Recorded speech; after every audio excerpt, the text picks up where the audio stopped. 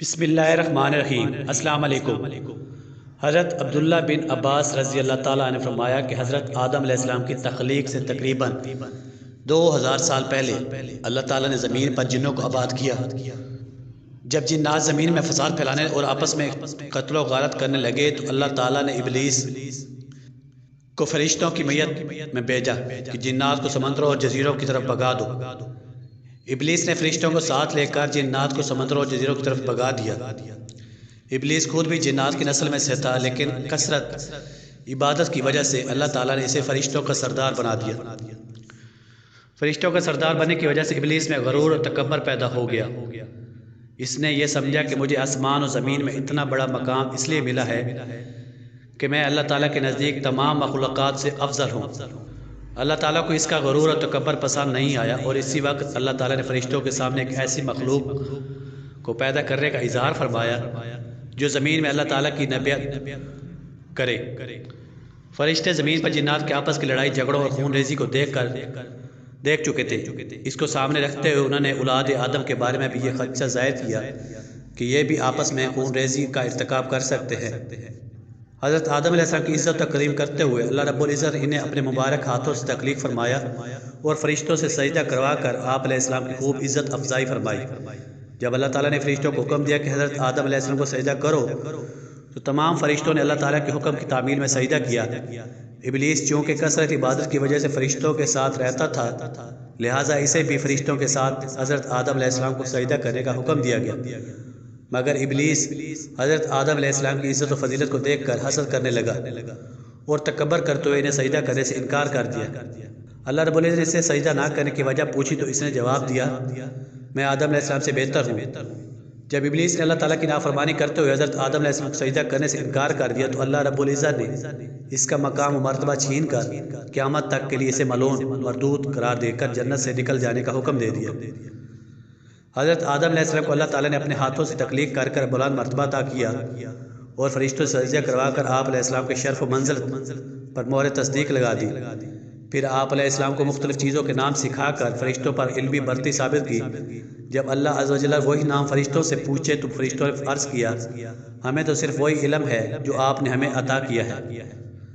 حضرت حوا علیہ السلام کی پیدائش سے پہلے حضرت آدم علیہ السلام اکیلے تھے، ان کا کوئی ہم جنس نہیں تھا۔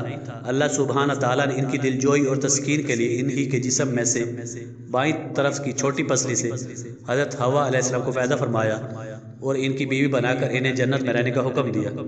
جب اللہ سبحانہ تعالیٰ نے حضرت آدم حوا کو عزت و اکرام سے نوازا تو جنت میں رہنے کا حکم دیا تو شیطان ان کی انسان کی یہ عزت و تکریم برداشت نہ ہوئی۔ اس نے اسی وقت سے انسانوں کو گمراہ کرنے کا منصوبہ بنا لیا۔ انسان سے دشمنی کے لیے اس نے اللہ تعالیٰ سے مہلت طلب کی۔ اللہ عز و جل اسے قیامت تک کے لیے مہلت دے دی۔ اللہ تعالیٰ نے ابلیس کو قیامت تک کے لیے مہلت دینے کے بعد بنی انسان کو ابلیس کی دشمنی سے آگاہ فرما دیا اور یہ وضاحت کر دی کہ تمہارا سب سے بڑا دشمن شیطان ہے، اس سے بچنے کی ہر ممکن کوشش کرو۔ یہ بڑا چلاک اور چھپ کر وار کرنے والا ہے، تم اسے اور اس کے چیلوں کو نہیں دیکھ سکتے لیکن وہ تمہیں دیکھ رہا ہوتا ہے۔ اسی نے تمہارے ماں باپ کو دھوکہ دے کر جنت کی آرام دہ زندگی سے محروم کروا دیا تھا۔ حضرت ابلیس یہ دیکھ کر اللہ تعالیٰ نے حضرت آدم حوا کو عزت دیتے ہوئے انہیں جنت میں حکم دے دیا تو حسد کی آگ میں جل گیا اور انسانی دشمنی کا عملی مظاہرہ کرتے ہوئے انہیں جنت سے نکلوانے کے لیے چال چلنے لگا۔ وہ بڑا ہمدرد بن کر حضرت آدم علیہ السلام اور حضرت حوا علیہ السلام کے پاس آ کر کہنے لگا کہ تمہیں معلوم نہیں کہ اس درخت کے قریب جانے سے تمہیں کیوں روکا گیا ہے؟ میں تمہیں ایک راز کی بات بتاتا ہوں۔ اللہ تعالیٰ نے تمہیں اس درخت کے پاس جانے سے اس لیے روکا ہے کہ اگر تم اس کا پھل کھا لو گے تو فرشتے بن جاؤ گے یا پھر ہمیشہ کے لیے جنت کی زندگی پا لو گے۔ حضرت آدم علیہ السلام اور حضرت حوا علیہ السلام ابلیس کو اپنا ہمدرد اور خیر خواہ سمجھ کر اس کے بہکاوے میں آ گئے اور جس درخت کے پاس جانے سے اللہ رب العزت نے منع کیا تھا اس کے پاس چلے گئے، اور جیسے اس درخت کا پھل چکھا تو ان کے جسم پر سے جنتی لباس فوراً اتر گیا۔ جب حضرت آدم علیہ السلام نے ابلیس کے بہکاوے میں آ کر ممنوعہ درخت کا پھل کھا لیا تو ان کی جنتی لباس اتر گئے اور اللہ عز و جل انہیں زمین پر اترنے کا حکم دے دیا اور ساتھ ہی ابلیس کو بھی زمین پر اتار دیا۔ حضرت آدم علیہ السلام کو اس بات سے آگاہ کر دیا کہ جس طرح شیطان نے تمہیں بہکا کر جنت سے نکلوایا ہے، اسی طرح یہ دنیا میں بھی تمہیں بہکانے کی بھرپور کوشش کرے گا تاکہ تم دوبارہ جنت میں داخل نہ ہو سکو، لہٰذا اپنے آپ کو اس کی چال سے بچانے کی بھرپور کوشش کرو۔ حضرت آدم علیہ السلام کو اللہ تعالیٰ سے جنت سے نکال کر زمین پر اتارا۔ زمین پر اترنے کے بعد انہیں جنت اور اس کی راحت و سکون والی زندگی یاد آئی اور انہیں اپنی غلطی کا احساس ہوا، تو وہ فوراً اللہ سبحانہ تعالیٰ کے حضور توبہ کرنے لگے، اور توبہ کے کلمات بھی اللہ عز و جل انہیں سکھا دیے تھے۔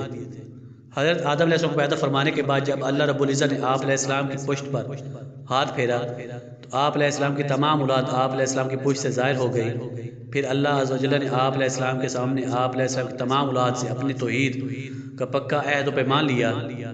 اللہ تعالیٰ نے جب حضرت آدم علیہ السلام تکلیف مکمل کرنے کے لیے ان کی پشت سے تمام اولاد ظاہر کی تو ان کی میں قیامت تک مبعوث ہونے والے انبیاء علیہ السلام بھی تھے۔ اللہ عز و جل نے انبیاء علیہ السلام سے بھی توحید، رسالت، نبوت سے متعلق خصوصی عہد لیا۔ فرمان الہی ہے، اے نبی ہم آپ لوگوں کو آدم علیہ السلام کے دو بیٹوں کا سچا واقعہ بھی سنا دیجیے۔ جب ان دونوں نے اللہ کے لیے قربانی پیش کی، ان میں سے ایک کی قربانی تو قبول ہو گئی اور دوسرے کی قبول نہیں ہوئی، تو وہ کہنے لگا میں تجھے قتل کر ڈالوں گا۔ پہلے نے کہا بلا شبہ اللہ تقوی اختیار کرنے والوں کا ہی عمل قبول کرتا ہے، اگر تو مجھے قتل کرنے کے لیے اپنا ہاتھ میری طرف بڑھائے گا تو میں تجھے قتل کرنے کے ہرگز اپنا ہاتھ نہ بڑھاؤں گا۔ بے شک میں تو اللہ تعالیٰ سے ڈرتا ہوں جو تمام جہانوں کا رب ہے۔ میں تو چاہتا ہوں تو اپنے ذمے اپنا اور میرا بھی گناہ لے لے اور پھر دوزخیوں میں شامل ہو جائے، ظالموں کا یہی بدلہ ہے۔ حضرت آدم علیہ السلام کے ہاں ایک مرتبہ قابیل اور اس کی بہن پیدا ہوئی اور دوسری مرتبہ حابیل اور اس کی بہن پیدا ہوئی۔ سابقہ اصول کے مطابق قابیل کی بہن کا نکاح حابیل سے اور حابیل کی بہن کا نکاح قابیل سے ہونا تھا۔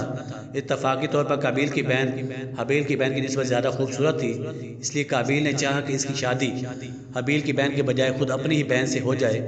حضرت آدم علیہ السلام نے قابیل سے کہا کہ اپنی بہن سے حابیل کو نکاح کرنے دو، لیکن قابیل نے انکار کر دیا اور سمجھانے کے باوجود اپنی بہن سے خود نکاح کرنے پر اصرار کیا۔ حضرت آدم علیہ السلام نے ان دونوں سے کہا کہ تم اللہ تعالیٰ کی راہ میں بطور نذرانہ قربانیاں پیش کرو، جس کی قربانی قبول ہو جائے گی وہی حق پر ہوگا۔ حابیل بکریاں پالتا تھا، اس نے ایک موٹی تازی بکری قربان کی، اور قابیل کھیتی باڑی کرتا تھا، اس نے گھٹیا قسم کا اناج اللہ تعالیٰ کی راہ میں پیش کیا۔ دونوں نے اپنی اپنی قربانی میدان میں رکھ دی۔ آسمان سے آگ آئی اور حابیل کی قربانی کو کھا گئی، جو کہ اس کی قبولیت کی علامت تھی۔ قابیل کی قربانی جب قبول نہ ہوئی تو اسے غصہ آیا اور اس نے اپنے بھائی حابیل کو قتل کر ڈالا۔ جب حابیل قتل ہو گئے تو قابیل نے کھلے آسمان کے نیچے ان کی لاش رکھ دی، اس لیے کہ اسے دفن کرنے کا طریقہ معلوم نہ تھا۔ آخرکار اللہ تعالیٰ نے دو کوے بھیجے، ان میں سے ایک نے دوسرے کو مار دیا، پھر چون سے گڑھا کھود کر مردہ کوے کو اس میں ڈال کر اوپر سے مٹی ڈال دی۔ قابیل نے جب اپنی آنکھوں سے یہ ماجرا دیکھا تو شرمندہ ہو کر کہنے لگا، ہائے افسوس، میں اس کوے سے بھی گیا گزرا ہوں، اپنے بھائی کی لاش دفن کرنے کے لیے تدبیر بھی نہ نکال سکا۔ حضرت ابی بن کعب رضی اللہ تعالیٰ عنہ فرماتے ہیں کہ جب حضرت آدم علیہ السلام کی وفات کا وقت قریب آیا تو انہوں نے اپنے بیٹوں سے فرمایا، اے میرے بیٹو، میرا جنت کے پھل کھانے کو جی چاہ رہا ہے۔ بیٹے پھل کی تلاش میں نکل پڑے۔ سامنے سے فرشتے نظر آئے جن کے پاس حضرت آدم علیہ السلام کو کفن اور خوشبو تھی۔ فرشتے نے پوچھا، اے آدم علیہ السلام کے بیٹو، تمہیں کس چیز کی تلاش ہے؟ بیٹوں نے جواب دیا، ہمارے والد صاحب کی طبیعت ناساز ہے اور وہ جنت کے پھل کھانے کی خواہش رکھتے ہیں۔ فرشتوں نے کہا تم واپس چلے جاؤ کیونکہ تمہارے والد فوت ہونے والے ہیں۔ فرشتوں نے آ کر ان کی روح قبض کی اور ان کو غسل دیا، کفن پہنایا، خوشبو لگائی اور آپ علیہ السلام کے لحد بغلی قبر تیار کی، پھر نماز جنازہ ادا کی اور قبر میں رکھ کر اوپر سے مٹی ڈال دی۔ پھر مخاطب ہو کر کہا، اے آدم کے بیٹو، تمہارے لیے بتوں کو دفن کرنے کا یہی طریقہ ہے۔ حضرت آدم علیہ السلام کو مکہ مکرمہ کی جبل ابی کا 20 پر دفن کیا گیا۔